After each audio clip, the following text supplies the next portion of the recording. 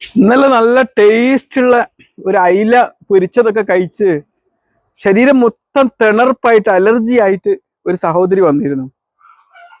അങ്ങനെ ഇഞ്ചക്ഷനൊക്കെ കൊടുത്ത് സംഗതിയൊക്കെ ഉഷാറായി തിരിച്ചു പോകുമ്പോൾ എന്നോട് പറഞ്ഞു, ഡോക്ടറെ, ഈ ചില ഭക്ഷണങ്ങൾ കഴിച്ചാൽ എന്തുകൊണ്ടാണ് ഇങ്ങനെ അലർജി ഉണ്ടാവുന്നത്? അതിനെക്കുറിച്ച് ഒന്ന് പറഞ്ഞു തരുമോ എന്ന് ചോദിച്ചു.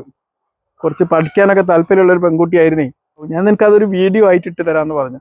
ഓ, ഐ ആം സോ ഹാപ്പി എന്ന് പറഞ്ഞു. ആ ഹാപ്പിനെസ് ആട്ടോ ഞാൻ ഇതിലൂടെ പ്രകടിപ്പിക്കുന്നത്. അപ്പൊ ഈ അലർജി എന്താണ് സംഭവിക്കുന്നതെന്ന് അറിയാം. നമ്മുടെ ശരീരത്തിലേക്ക് ചില ഭക്ഷ്യവസ്തുക്കളിലെ ചില കെമിക്കൽസ് അവിടെ ചെല്ലുമ്പം നമ്മുടെ ശരീരത്തിലേക്ക് എന്തോ ഒരു വലിയ ശത്രു വന്നിട്ടുണ്ട് എന്നുള്ള ധാരണയിൽ നമ്മുടെ ശരീരം ഇതിനങ്ങോട്ട് ആക്രമിക്കാൻ വേണ്ടിയിട്ട് തൻ്റെ പട്ടാളത്തെ മുഴുവൻ അങ്ങോട്ട് ഇറക്കി ആക്രമിക്കുന്ന ഒരവസ്ഥ. അതാണ് ഈ അലർജി റിയാക്ഷൻ ആയിട്ട് ഉണ്ടാവുന്നത്. ഈ ഭക്ഷണത്തിൽ നിന്ന് വരുന്ന ഇത്തരം പ്രോട്ടീനുകളെ പൊരുതി തോൽപ്പിക്കാൻ വേണ്ടി നമ്മുടെ ശരീരം എന്താ ചെയ്യാതറിയോ?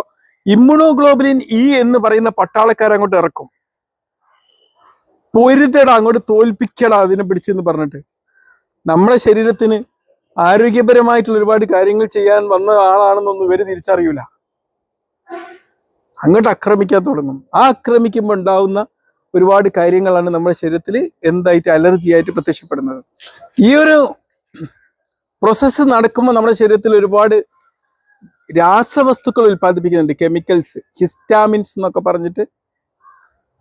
ഈ ഒരു പ്രോട്ടീന്, അലർജനിക് ആയിട്ടുള്ള ഈ ഒരു പ്രോട്ടീൻ ഉണ്ടാക്കിയ ശരീരത്തിലേക്ക് പ്രവേശിച്ചപ്പം ഇമ്മ്യൂണോഗ്ലോബുലിൻ ഇ പ്രൊഡ്യൂസ് ചെയ്തു.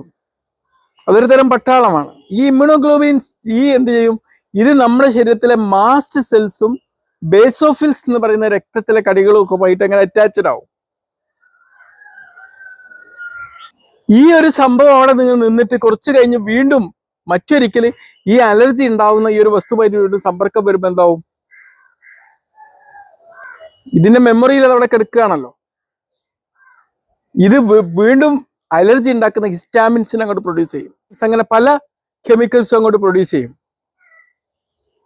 ഇപ്പൊ അതൊക്കെ കൊണ്ട് നടന്നുകൊണ്ടിരിക്കുമ്പോഴാണ് നമ്മുടെ ശരീരത്തിൽ ചൊറിച്ചില്, അങ്ങനത്തെ ഒരുപാട് ലക്ഷണങ്ങൾ. എന്തൊക്കെ ലക്ഷണങ്ങൾ ഒന്ന് നോക്കാല്ലേ.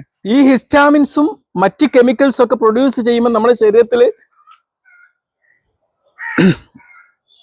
കാണിക്കുന്ന ഒരുപാട് ലക്ഷണങ്ങൾ, അത് ചിലപ്പം വളരെ നിസ്സാര ലക്ഷണങ്ങളായിട്ടായിരിക്കും കാണിക്കുക, ചിലപ്പം വളരെ സിവിയർ ആയിട്ടുള്ള അനഫിലാക്സിസ് എന്ന് പറയുന്ന സ്റ്റേജിലേക്കൊക്കെ പോകാൻ സാധ്യതയുണ്ട്. ഇതൊക്കെ ലക്ഷണങ്ങളാണ്. ചിലർക്ക് ചിലപ്പോൾ അലർജിയിലെ ഒരു വസ്തുമായി സമ്പർക്കമുണ്ടായാൽ ചുണ്ടൊക്കെ ഇങ്ങനെ വീങ്ങി വരുന്നത്, ചിലർ കണ്ണിന്റെ ഒരു ഭാഗമായിരിക്കും, ചിലപ്പോൾ ഈ സോഫ്റ്റ് ടിഷ്യൂ ആയിരിക്കും, ചിലപ്പോൾ ജെനൈറ്റൽ ഓർഗൻസിന്റെ അവിടെ ആയിട്ടായിരിക്കും ഇങ്ങനെ ഒരു വീക്കം ആയിട്ട് വരും, ചെറിയൊരു ചൊറിച്ചിലും അനുഭവപ്പെടും.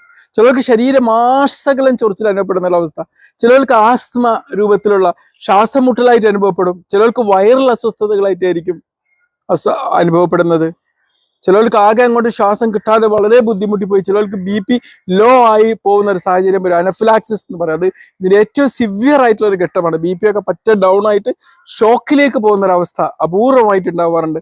ഏറ്റവും കൂടുതൽ അലർജി ഉണ്ടാക്കുന്ന ഭക്ഷ്യവസ്തുക്കൾ ഏതൊക്കെയാണ്?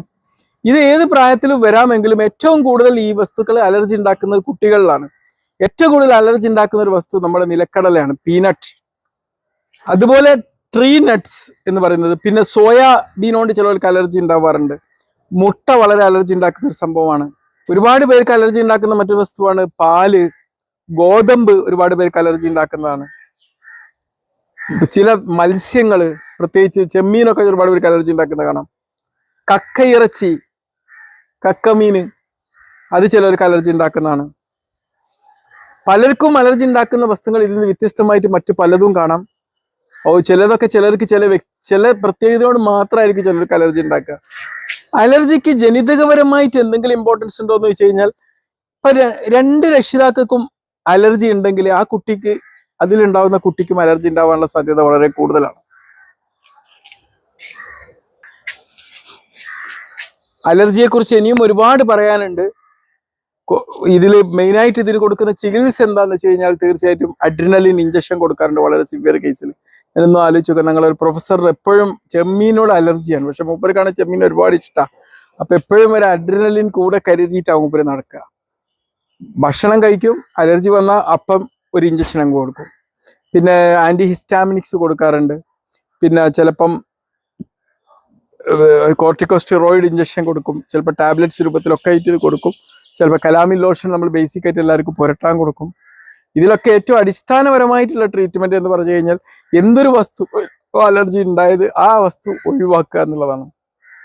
ഇപ്പോൾ അലർജി ഉണ്ടാകും, ഒരു അലർജി ഡയറി ഒക്കെ ഉണ്ടാക്കാം. നമ്മളിപ്പോൾ പൊതുവെ ഈ അലർജി ഉള്ള ആൾക്കാർക്ക് അവർ ഏത് ഭക്ഷണം കഴിച്ചിട്ടാണ് വരാൻ വേണ്ടിയിട്ട് എപ്പോഴാണോ അലർജി വരുന്നതിന് മുമ്പ് കഴിച്ച മുഴുവൻ ഭക്ഷണങ്ങളും എഴുതി വെക്കുന്ന ഒരു ഹാബിറ്റ് ഉണ്ടാകുന്നത് നല്ലതാണ്. കാരണം അപ്പോൾ നമുക്ക് എന്തിനാണ് അലർജി എന്നുള്ളത് വ്യക്തമായിട്ട് മനസ്സിലാക്കാൻ പറ്റും.